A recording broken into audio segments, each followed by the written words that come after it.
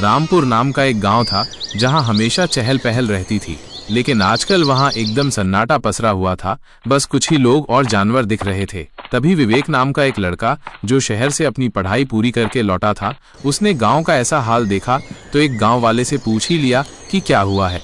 उसने बताया कि रामू सिंह नाम के एक आदमी की हवेली में अचानक आग लग गई थी, जिसमें उसका पूरा परिवार जलकर मर गया और अब उसकी हवेली एक डरावनी हवेली बन गई है। वहां अक्सर अजीब गरीब चीजें होती रहती हैं, जैसे कि कोई पीछे आ रहा है, कोई हमला कर रहा है। गांव वाले अब वहां रहने से डरते हैं।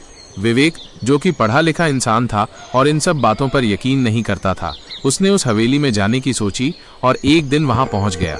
हवेली के बाहर खड़े होकर विवेक ने चिल्लाना शुरू कर दिया कि कौन है जो गांव वालों को डरा रहा है? मैं तुमसे नहीं डरता, हिम्मत है तो सामने आओ। तभी एक सफेद साड़ी में लिपटी हुई लाल अंगारे जैसी आंखों वाली चुड़ैल उसके सामने प्रकट हो गई, जिसे देखकर विवेक डर के मारे बेहोश हो गया और वो चुड़ैल उड़कर वहां से चली गई। जैसे ही विवेक को होश आया, वो भागा और सुबह होते ही गांव वालों को पूरी बात बताई।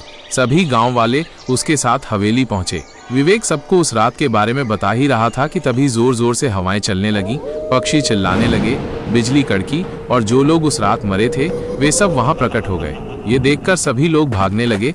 कुछ लोग भाग गए और 2 लोगों को उन प्रेत आत्माओं ने मार डाला। इस बात से पूरे गांव में दहशत फैल गई।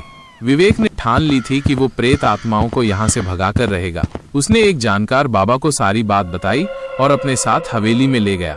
वहां जाकर बाबा ने पूजा प्रार्थना की, मंत्र पढ़े। उनके तप से सारी आत्माएं दोबारा प्रकट हुई। इससे पहले कि वे कोई नुकसान पहुंचाती, बाबा ने एक आत्मा को अपने वश में कर लिया।